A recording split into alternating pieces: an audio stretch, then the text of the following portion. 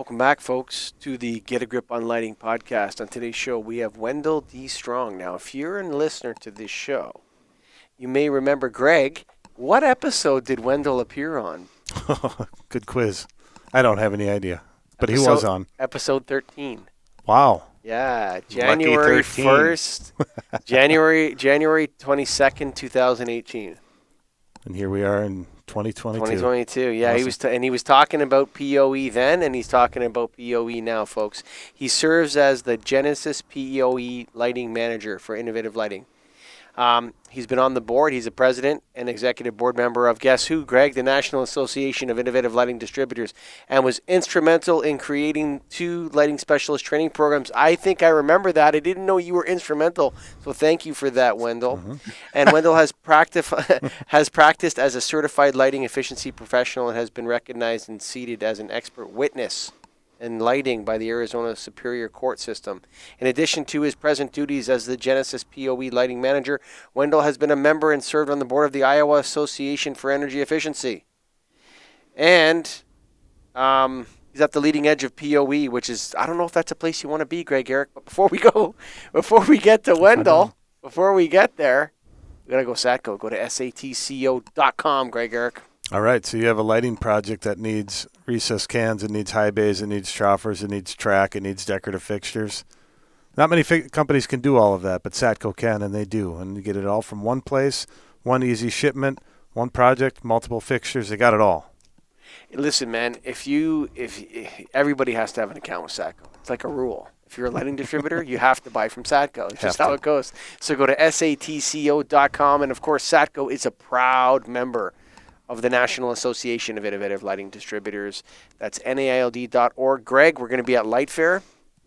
Come by the booth. I can't remember what the number of the booth is, but we're going to be there. Someone's going to be standing there giving out flyers or something. We've got a booth. And we got a booth, and we're going to be live streaming from Light Fair. So, but if you want to check us, our convention, ArcLight Summit, September 13th, Dallas Market Center, NAILD.org. Wendell, what is happening? Hey. PoE keeps rolling along, so life is good. I've been here for about 8 years now, and I've seen it all. So the good, the bad, the ugly. What's the ugly? Tell me the ugly before we go any further. The ugly has been the lack of a consistent methodology of specifying PoE lighting. That's probably been the number one challenge. Now, when you say consistent methodology, you're talking about interoperability between systems, or you're talking about local codes and standards? What are you talking about with that? I'm talking about the uphill climb from day one. So understand the lay of the land. The lay of the land is lighting is historically AC. There is no other alternative. Boom, PoE lighting comes out. There is another alternative, and there is no true methodology for it to get quickly adopted into the marketplace. And so that was something that we all just didn't fully comprehend because we were very excited about building PoE lighting. And of course, you have this hierarchy of architects and lighting designers and all these types of things. You have adoption processes you have to go through, all this type of stuff, and it all took so much longer than we thought it would take. Everything takes 3 times longer and 5 times as much money as you initially expect. I think that's a great rule of thumb. It might be a little low these days, but hey, supply chain challenges, all that type of stuff. But nobody banked on COVID on top of everything. Yeah, and we'll talk about that at some point in this, I'm sure. But the point was it got a very slow lift. And most people are too polite to ask why. But the truth is it had a slow lift. Now, fortunately, today we see companies that specialize in specifying PoE lighting projects. Okay, many of those came out of the Sinclair Hotel project in Texas. And so we start to see lift now that reaches more than the IoT or the smart buildings. You're in Toronto. I'm sure you, as a matter of fact, I know for a fact you have a couple of those up there. New York City certainly is a hotbed. The East Coast has generally been a hotbed for PoE. But the interesting part of it all is, to me, is it's solely focused on building outcomes. And that's where we try and differentiate And ourselves what do you substantially. mean building outcomes? Like, don't give me this corporate jargon stuff, Wendell. Let's talk turkey here. What do you mean when you say building outcomes? What are you talking about?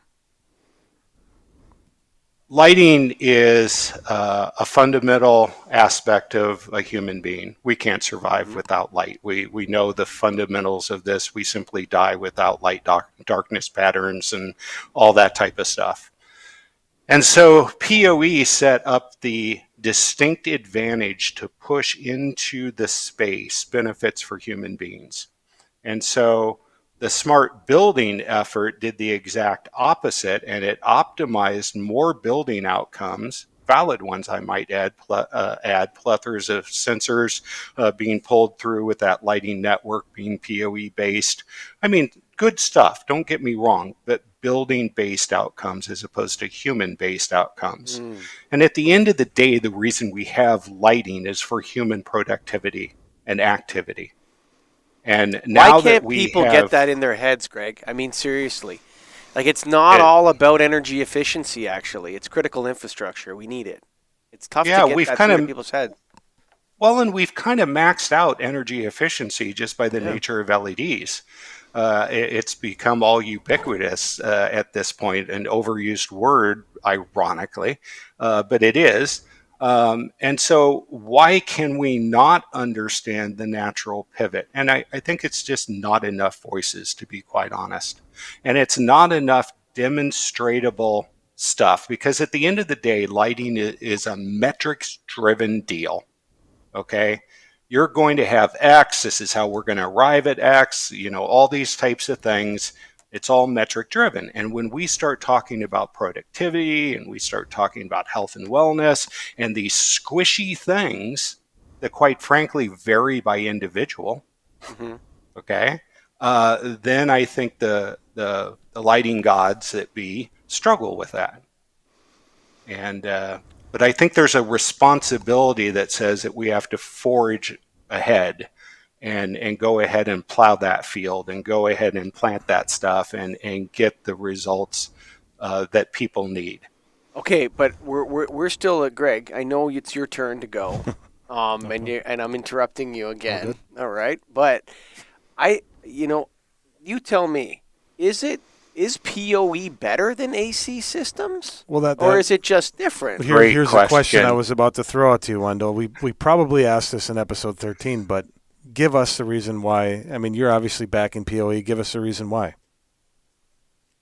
Why PoE is better? Mm-hmm. Granularity of control. At Granularity the of end of control. the day, PoE lighting is a network software defined lighting system.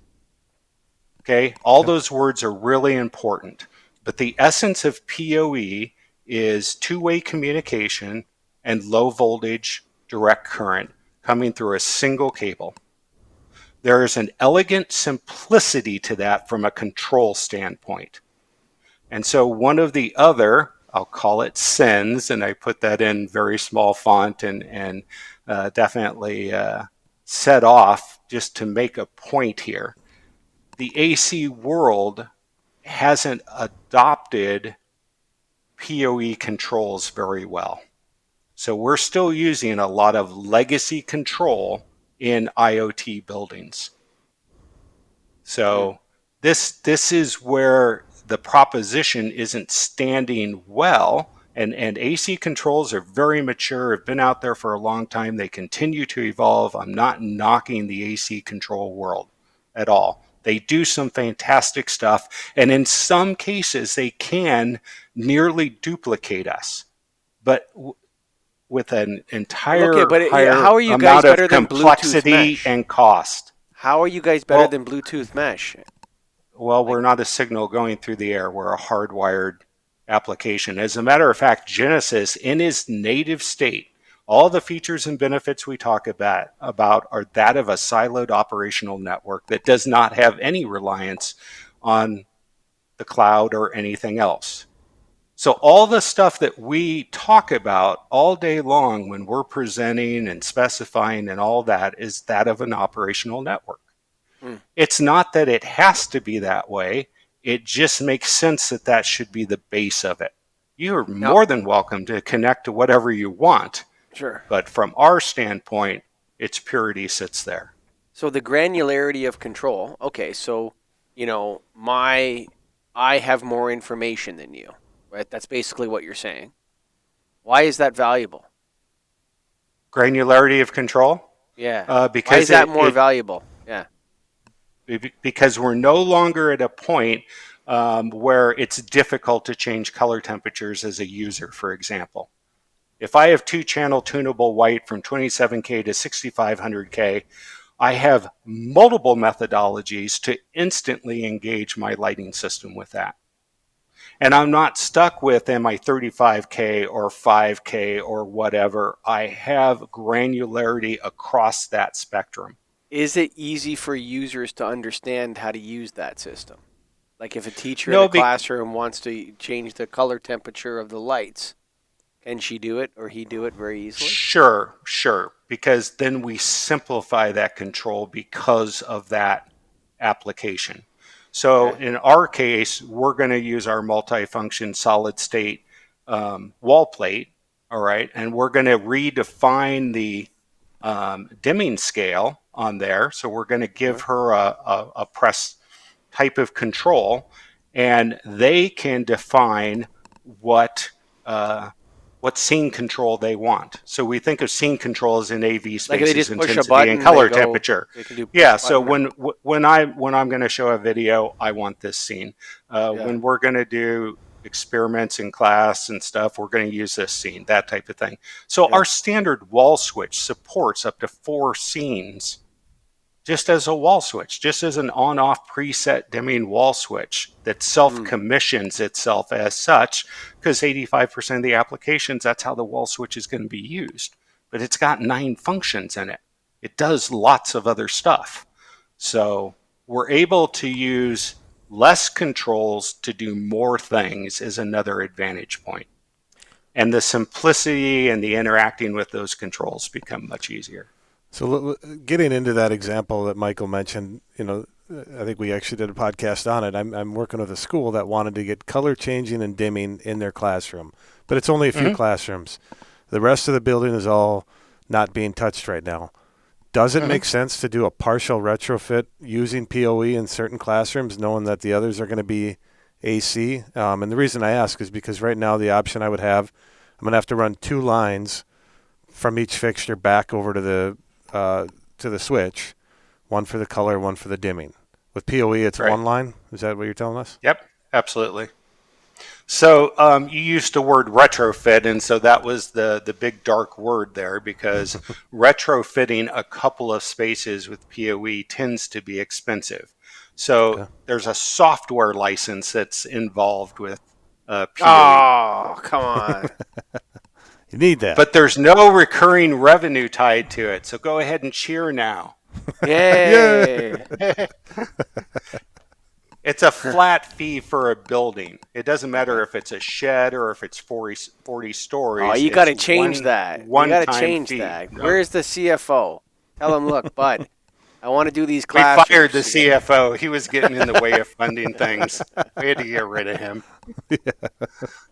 The So CTO runs everything now. nice.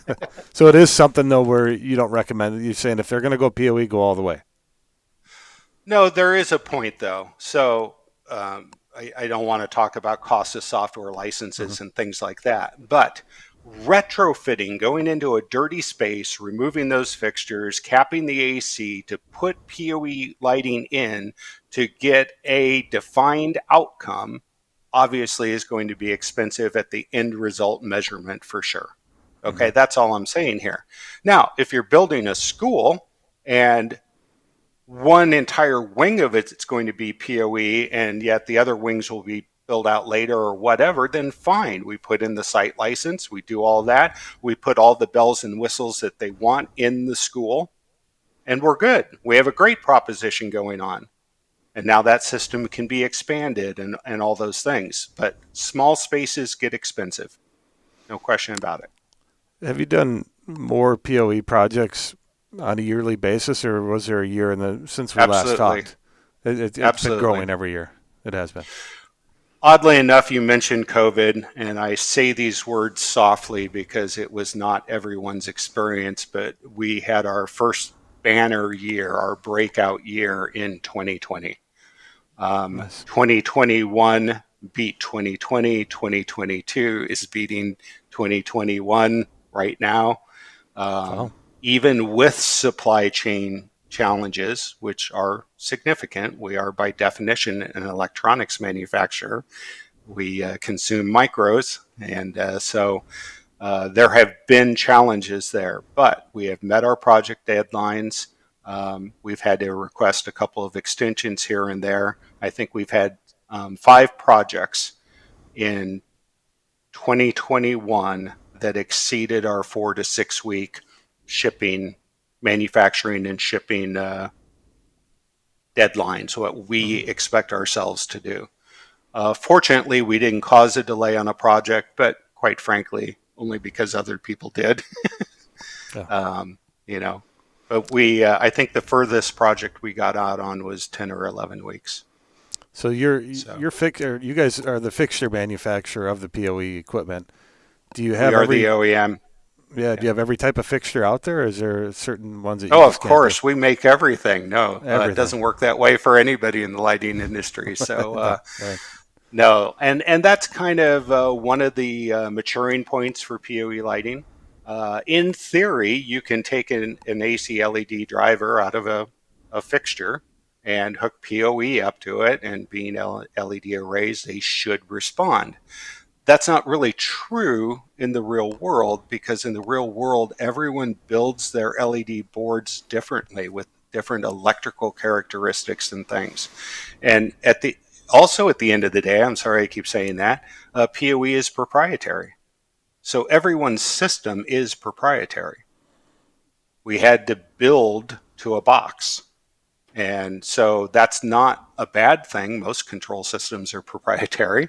But it does mean when we're working with the raw boards, we have to pay attention and get that information to know, will this be congruent? Now, we're addressing this in a different way because this has been hard to manage in the past. We're now basically requesting that people build boards on projects that manufacturer build a board based on our design for that project. And so Okay. that works both ways. That's a Okay. give and take relationship.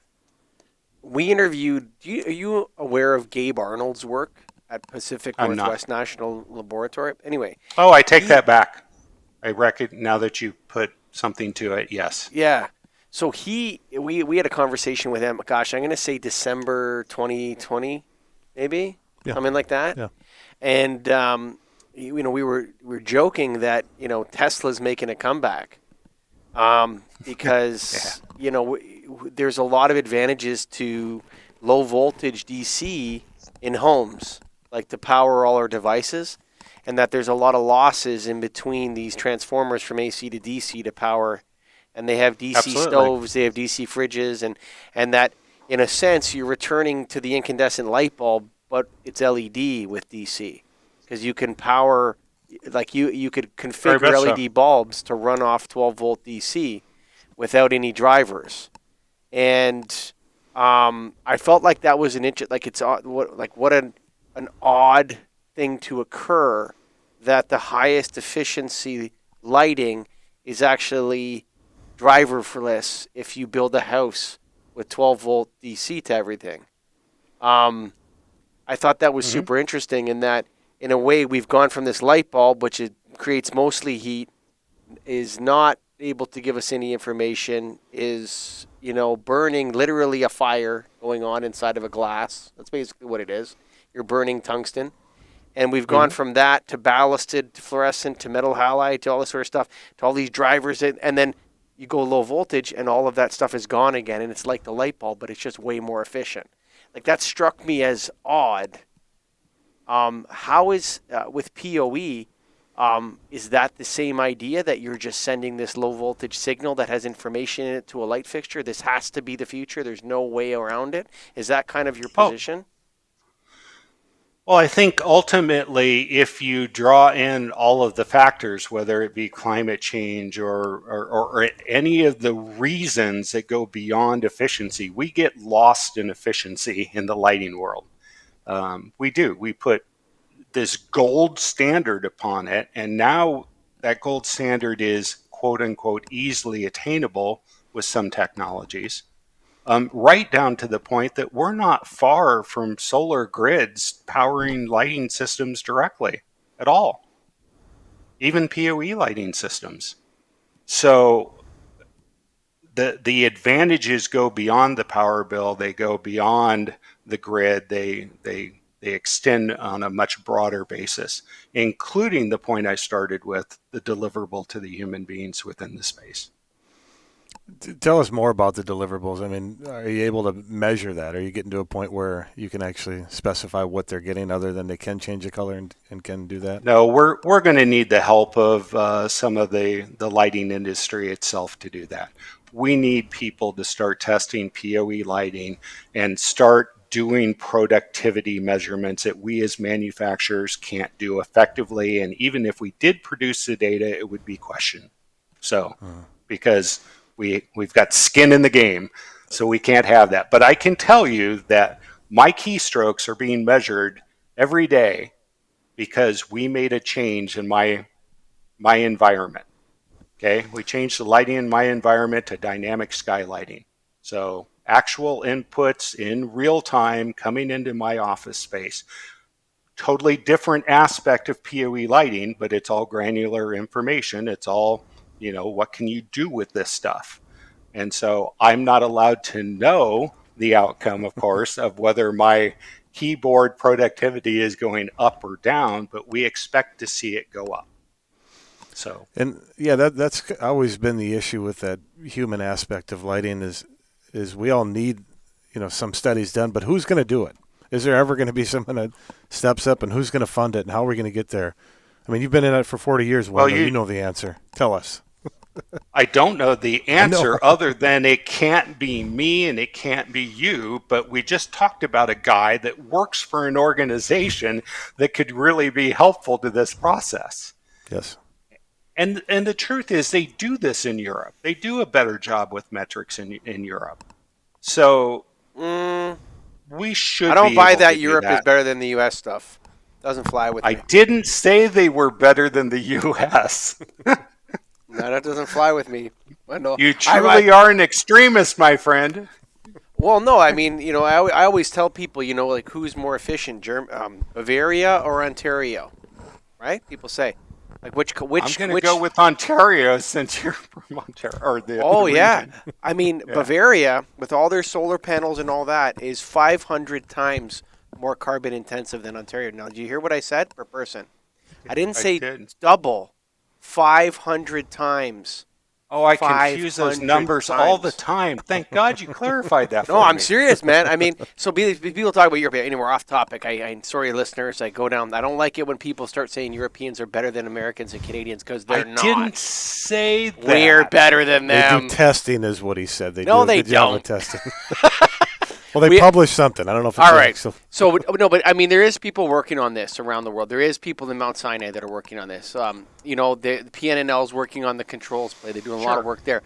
But what we need is something that says if you do this, productivity goes up by 3%. Proven, double blind, trials, 2 We trials, don't have whatever. it. Can't fund it, can't produce it, and quite frankly, the lighting industry has never tried to do that. Now, maybe we can do it. I don't know. I really don't know. But the truth is, we also need people to lead a charge. Well, here's what I'll say. The lighting industry has always been able to say, if you remove this negative, you have less bad outcomes. So we got rid of flicker, and people were healthier. True. You know what I'm saying? True. No question. But what you're saying is we're going to make this input, not a removal of something negative, like flicker. We're going to add this to lighting, and it's going to make people healthier, happier, smarter, whatever the outcome is that you're looking for. Tricky Dicky, I think that's tough to prove. I don't know if anyone could design a study to prove that or I disprove think it. I think that you can prove elements of it, no question about it. And some of it is truly intuitive because we've actually experienced some of these things before. Okay? We know when we're fighting a lighting system. We know a certain individual might be more prone to headaches than other people. They know it's going to happen to them at 2 o'clock in the afternoon or somewhere around then. And if they even had a dimmer, they might be able to do something about it. The latest figure I saw was 66% of the buildings, and I don't know of what area, had wall switch controls only. It was a recent deal done by, I can't even remember what group it was, but Greg, remember when we interviewed Adam Lillian? Yeah. Okay, from the UL. Do you know Adam's work? He's I do big not. in this space as well.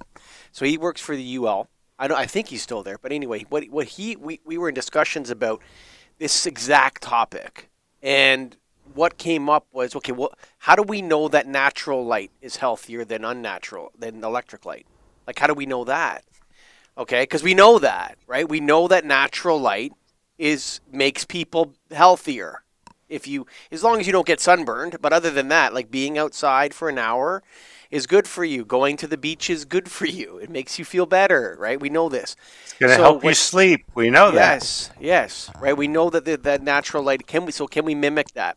And one of the things he brought up, which I found was really interesting, he said, all schools that have a lot of fenestration perform better than schools that have no fenestration. Okay, well, what's the reason? Is it because people get to look outside? Is it because of the natural light? And he said, well, you know what's interesting? It held for that classrooms that had no windows but had sun tunnels. And that's an interesting indication that it's Mm-hmm. not the view. There's something with natural light that makes humans more productive. And we can prove that because sun tunnels are not quite as good, but are better than not having any windows or sun tunnels, right? So we know there's something with the light. Can you recreate it with PoE? That's the question. Well, we can't recreate the natural capabilities of the sun. We are highly optimized for eons to sunlight. Okay. Mm. So, yes, it's going to have a positive effect. No question about it. And no, I don't believe we will ever actually duplicate that with artificial lighting.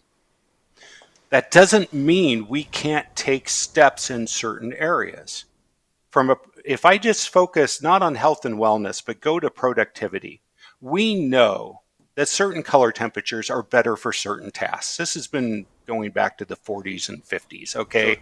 Sure. This is not challenging data to talk about. So if that is a deliverable that I put into the space, and now I expand that deliverable from a switch of 3500K to 4,000 to 4000K, whatever. And I get that granularity of, oh, this is my happy spot based on my mood and my task. And they learn that over time as an individual. Now I've done something. Okay. So not only am I putting a deliverable in the space that exists in almost no spaces other than a few schools, on demand color temperature changing. Okay. But now it can be individualized by the user themselves. And that can be their mood. That can be how well they slept. That can be other things. Sure. And we can't define those. And I think, we might ask some of these questions back in episode 13, but I want to ask a couple more just regarding PoE I don't lighting. remember episode 13, so I don't think we have to worry about it. I think 5,000 or 6,000 people listened to it. That's It was a lot, really yeah. popular. That's good. But it's 4 years later now. So are a majority of projects that you're doing retrofit or new construction? New construction for the most part. Still new, We okay. focus on the mid-market. We focus on 100,000 square foot and less, basically, for a lot of reasons. One, that's where the churn is. There isn't a 4-year design and engineering process that has to happen to it. The other thing is design and build is there. Ownership is involved with those projects. Ownership can influence those projects. So that just seems to be the sweet spot for us. Mm-hmm. Mm. And what is the life of the product itself? A PoE lighting system, does it last longer than a non-PoE fixture, I should say? At a fixture point, wow, that's a great question. I'm going to say it lasts longer, and I'll explain why I have that as an answer. And the main reason is the LED drivers themselves are DC to DC. We think of that as an efficiency thing, but I'm not taking spikes and things like that. They're not coming through. The AC is on the other side of the power sourcing equipment. The power sourcing equipment is scrubbing that. I've got clean power coming to me. I don't have a driver that's going to be quirky with it. So I'm going to say I have a longer lasting system. On paper, and it and should. I can. What we're saying is on paper, right? Like on paper, the New York Yankees should beat this other team in this. Well, it's technically on copper, so I'm going to argue with you about on paper. No, but you're speculating. You don't know for sure. You've only been in the game. Like you know how many? I think in 2013 you hadn't sold anything yet. Like when we spoke, you hadn't had a sale. You know, or something like that. I don't recall that, but no, it was early, no question about it. It was. We had a lot of proof of concepts, but we didn't have a building. Yeah, I don't think we had gotten a PO. We had gotten the first greenfield in North America. That happened in 2017. So we had that. Anyway, there was. I remember maybe it was another POE guy. You POE guys, but no. What other POE guys? Yeah, I think you're our guy. But no, here's what I'm saying is that you don't really have that much product in the field to actually make that determination. You know what I'm saying? Like we know that LED high bays have a 4 to 7 year life in AC. Like they're burning out like crazy out there. You know what I'm saying? And we know it's better than that. Okay, so that's the first valid assumption you can make. We know it's better than that. We meaning GENISYS, we don't have not that Get a Grip on lighting. We don't know that for sure. You may say you know that for sure. But just about every electrical engineer on the planet isn't going to argue with me on that. If the power's being scrubbed and I don't have a driver that's in a position to be on paper, it should last longer. On paper, it should last longer. You haven't had enough stuff in the field yet to really make that determination. I'm sorry. What if there's something else that happens on the back end with PoE and lighting that causes some other problem because, after year 4 or 5? So I'm saying that on paper, yes, I agree with you. We'll see. We'll have you on in another 2 years, and we'll see if that claim holds. Is that okay, Wendell? Oh, it's more than okay. It's more than okay. I think you're going down on that one over time, whether it's 2 years or 20 I'm happy years, to go down. Don't get me the wrong way. I'm happy to go down. All I'm saying is that we is GENISYS. Yeah, on paper. So, Greg, do you guys have high bays? Do you guys sell like high bay light fixtures? Do you sell? We are building our first high bay right now. Okay. And is it going to be tunable? Is it going to be dimmable and tunable and all that sort of stuff? If we want it to be. So once we define the high bay, its form factor, its electrical characteristics, all those types of things, then it comes down to how do we populate the fixture. So there'll be static colored versions and there'll be color tuned versions. Now, how often do we need a color tuned version in a high bay? I got 2 applications right now, and I'll tell you the price point. Like, I had a couple quotes, and both of them were $1,400 US a fixture, which is not saleable in the retrofit world. It's just not going to sell, Greg. No one's going to pay, $1,700 or whatever, $1,600 for a light fixture for 100 of those. That's not going to happen. Was this agriculturally based? No, it was a multi-use facility. They wanted to use it for a gym, for a worship, and for dining, and so they wanted tuning because they wanted for the gym, they wanted 50K, and then they wanted to $27K for the dining and be able to dim it down and all that sort of stuff. And they would have probably paid $800 a light fixture. They probably would have paid that, but they wouldn't pay $1,600 a light fixture. So there's room there halfway at the premium level, but it's not that much. Like there isn't. I think we'll be competitive. I think we'll be competitive with that marketplace. Yeah. What do you think, Greg? Yeah. So I'm guessing you mentioned the high base. So go back to your applications that you've done. So if a customer new build is doing an office and a warehouse, how do you treat the warehouse now from your standpoint? We haven't. We let the warehouse go AC. Okay. So obviously I have X amount of power. We all know the equations. I don't have enough LED oomph to get much over about 15, 17 feet and have a deliverable. It's just that way. Now, we get to make the jump. We're in a major development program that we funded a few years back with a lot of improvements, and we're jumping up to the higher PoE levels with the node.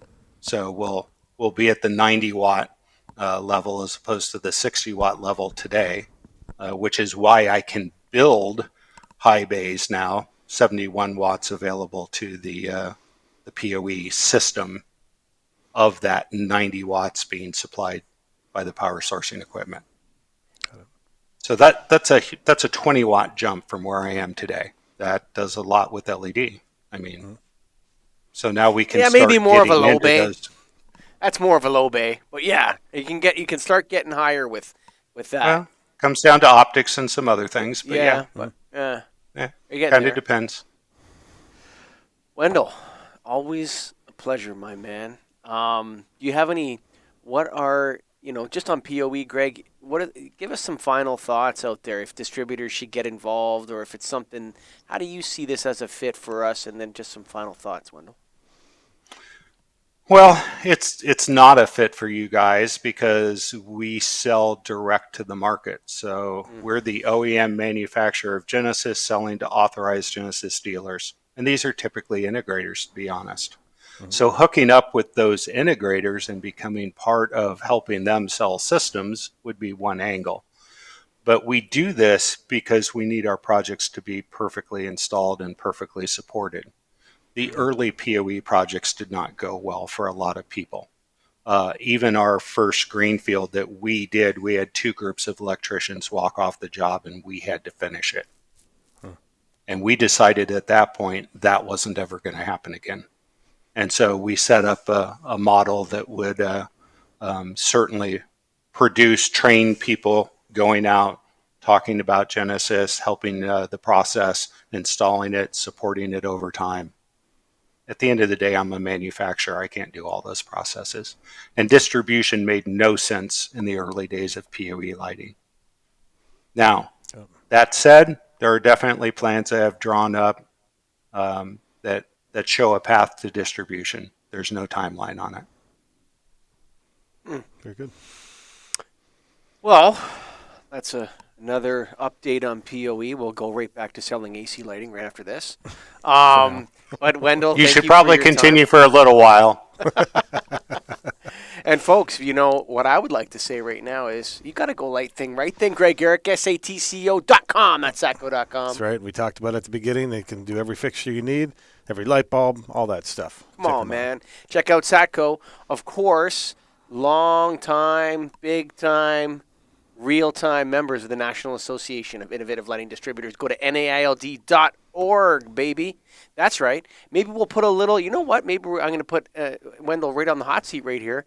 Maybe we could do a little LS Evolve section on PoE for the peeps out there. That'd be awesome. And they could tell the distributors, hey, what's this PoE all about? Do we, maybe you want to, get your folks knowing what they're talking about when they're out there in the field, huh, sucker? Maybe. Hey, we'll talk to them after. I'm brave and foolish, so yeah. let's do it. Sign 'em up. Let's do it. ArcLight Summit is now the Nailed Light Summit. That's right, Greg. Nailed convention,